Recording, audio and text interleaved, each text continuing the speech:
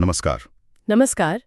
D pharm की पढ़ाई में ये ड्रग्स एंड कॉस्मेटिक्स एक्ट के शेड्यूल्स याद करना कई बार बड़ा मुश्किल लगता है। नमस्कार। हाँ, बिल्कुल इतने सारे शेड्यूल्स हैं, कौन सा क्या है, अक्सर कंफ्यूजन हो जाता है। सही कह रहे हैं, और ये बहुत ज़रूरी भी है समझने। तो आज हम इसी पर बात करेंगे, है ना? इन्हें आसान बनाने की कोशिश करते हैं। बिल्कुल। देखिए, ये शेड्यूल्स जो है ये एक्ट का ही हिस्सा है, अपेंडिसेस हैं। इनमें दवाओं, कॉस्मेटिक्स के लिए क्लासिफिकेशन, स्टैंडर्ड्स, रिक्वायरमेंट्स सब दिया होता है। अच्छा। आज हम डी फार्म सिलेबस के हिसाब से जो सबसे ज़रूरी है उन पर फोकस करेंगे और कुछ आसान ट्रिक्स भी देखेंगे। बढ़िया, ये ट्रिक्स तो बहुत काम आएंगी। तो कहाँ से शुरू करें? ओके, तो सबसे पहला है शेड्यूल ए फॉर्म्स। शेड्यूल ए। हाँ, और इसका ट्रिक है A for application. A for application. अच्छा। मतलब इसमें वो सारे फॉर्म्स होते हैं ना, जैसे लाइसेंस के लिए अप्लाई करना हो या रिन्यू कराना हो या कोई परमिशन लेनी हो। ओ, मतलब हर तरह के एप्लीकेशन फॉर्म्स, लाइसेंस वगैरह के लिए सीधा है ये तो। हाँ, बिल्कुल। मैन्युफैक्चरिंग लाइसेंस, सेल्स लाइसेंस, सबके एप्लीकेशन फॉर्म्स शेड्यूल ए में है। ठीक है, समझ गया। अगला? अगला है शेड्यूल बी, फीस, और ट्रिक है B for bill, fees. B for bill मतलब फीस। किसकी फीस? ये वो फीस है जो सरकारी लैब्स लेती हैं दवाओं की टेस्टिंग या एनालिसिस के लिए, उसकी पूरी डिटेल। अच्छा, सरकारी लैब्स की टेस्टिंग फीस, बी से बिल। ठीक है। फिर आता है schedule C and C1, biological and special products. CNC1। हाँ, इसका ट्रिक है C for cold chain products. Cold chain मतलब ठंडा रखने वाले प्रोडक्ट्स। बिल्कुल, जैसे वैक्सीन्स, सीरा, इंसुलिन और कुछ एंटीबायोटिक्स भी। मतलब वो प्रोडक्ट्स जिन्हें खास स्टोरेज चाहिए, अक्सर रेफ्रिजरेशन। ओ, जैसे अभी कोरोना वैक्सीन थी, उसे भी तो ठंडा रखना होता था। सही पकड़ा, वही सब। C1 में कुछ और स्पेशल प्रोडक्ट्स आते हैं, पर C मतलब कोल्ड चेन याद रखना आसान है। ठीक है, सी फॉर कोल्ड चेन, ये ध्यान रहेगा। ओके, अब है schedule D, exemptions. Trick? D for duty free drop rules. Drop rules मतलब छूट। हाँ, छूट। इसमें उन दवाओं की लिस्ट है जिन्हें एक्ट के कुछ नियमों से छूट मिली हुई है, खास तौर पर इंपोर्ट प्रोविजन से। अच्छा, जब दवा बाहर से मंगाते हैं तो कुछ नियम लागू नहीं होते। D for drop rules. Exactly. अब अगला है schedule E1, poisonous substances. E1 poisonous, जहरीला। हाँ, ट्रिक है E फॉर ईविल, टॉक्सिक। पर ध्यान दें, ये खास तौर पर आयुर्वेदिक, सिद्धा और यूनानी मतलब ASU दवाओं में इस्तेमाल होने वाले जहरीले पदार्थों की लिस्ट है। ओह, सिर्फ ASU दवाओं के लिए? E1 for evil. हाँ, इनकी लेबलिंग और रिकॉर्ड कीपिंग बहुत सावधानी से करनी होती है। ये जरूरी जानकारी है। आगे? Schedule F, blood and biological standards. Trick, F for fluid, blood. F for fluid, blood. Surgical dressings के स्टैंडर्ड्स तय करता है। मतलब ब्लड बैंक और वैक्सीन वगैरह के स्टैंडर्ड। प्रैक्टिकल चीज है ये तो। बिल्कुल।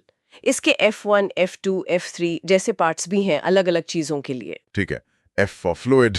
अब आता है schedule G, prescription drugs. Trick, G for guidance needed. Guidance needed मतलब सलाह चाहिए। हाँ, ये वो दवाएं हैं जिन्हें सिर्फ मेडिकल सुपरविजन में ही लेना चाहिए, डॉक्टर की देखरेख जरूरी है। अच्छा। इनके लेबल पर एक खास वार्निंग लिखी होती है, caution, it is dangerous to take this preparation except under medical supervision. Caution वाला लेबल, G फॉर गाइडेंस। पर ये शेड्यूल H से कैसे अलग है फिर? उसमें भी तो प्रिस्क्रिप्शन चाहिए होता है। बहुत अच्छा सवाल, यहीं पर अक्सर कंफ्यूजन होता है। देखिए, schedule H, prescription only drugs. हाँ, इसका ट्रिक है H for hospital drugs.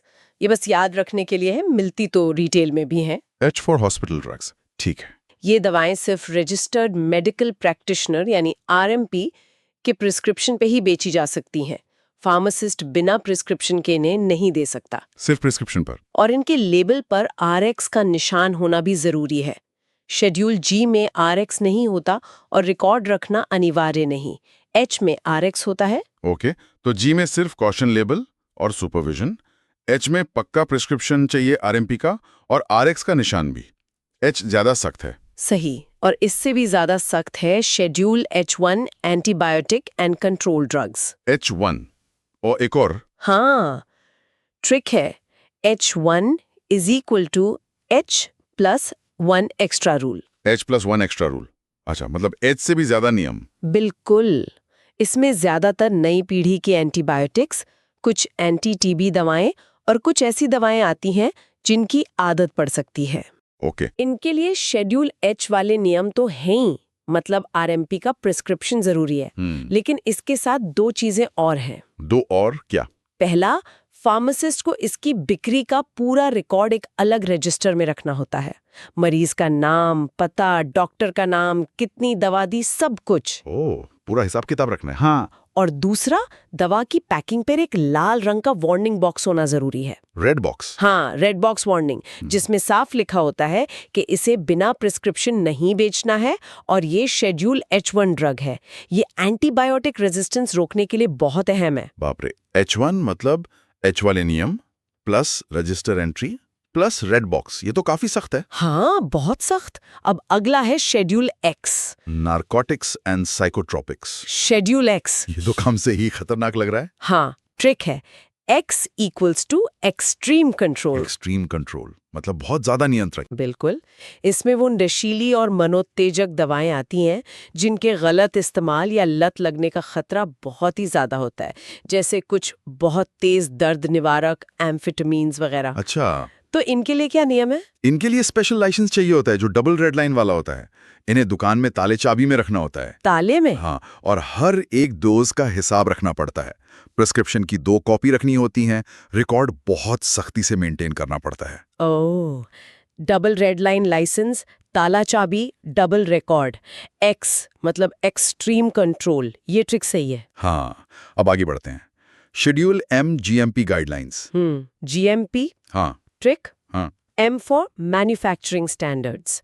GMP का मतलब है good manufacturing practices. Manufacturing standards, अच्छा, ये दवा बनाने वालों के लिए है। बिल्कुल। ये दवा बनाने वाली फैक्ट्रियों के लिए नियम तय करता है, जैसे जगह कैसी हो, मशीनें, साफ सफाई, हवा की क्वालिटी, स्टाफ कैसा हो, उनकी ट्रेनिंग, रिकॉर्ड्स कैसे रखने हैं, ये सब कुछ। M फॉर मैन्युफैक्चरिंग, ताकि दवा की क्वालिटी अच्छी और सेफ बने। सही।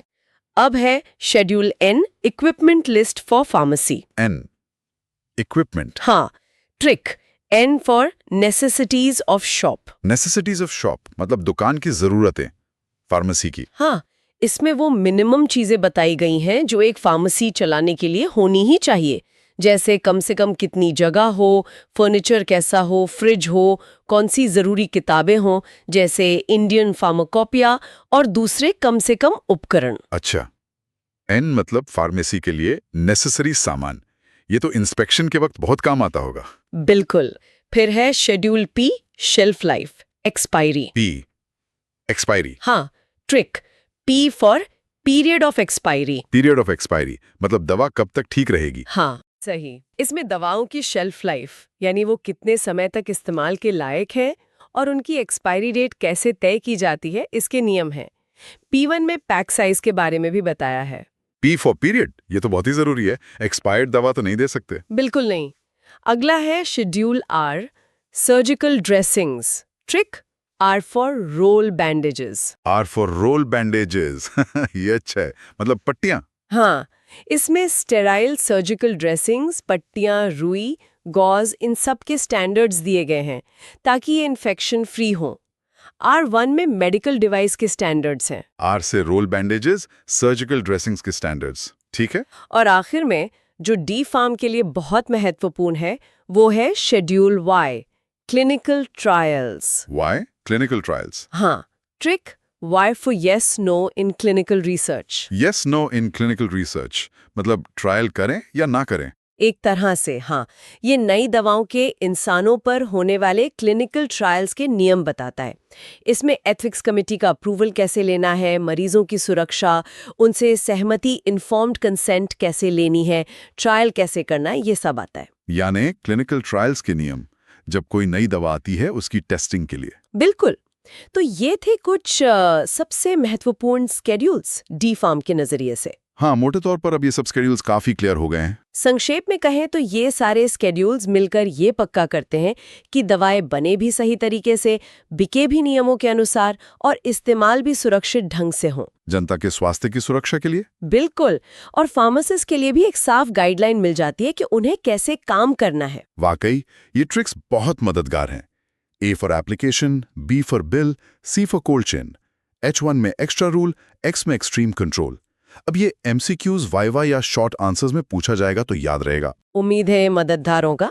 और इसी तरह की और जानकारी और ट्रिक्स के लिए house speaker plus expert speaker follow for full series on A to G tricks.